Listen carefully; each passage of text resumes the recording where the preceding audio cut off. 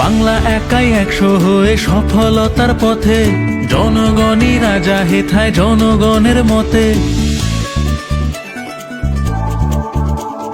10 লক্ষ টাকা পাবে প্রতি বুথ এবার, মিটবে সকল প্রয়োজন আর ফুটবে হাসি সবার। জনতার মতে হবে মুশকিল আসান, আমাদের পাড়া আমাদের সমাধান।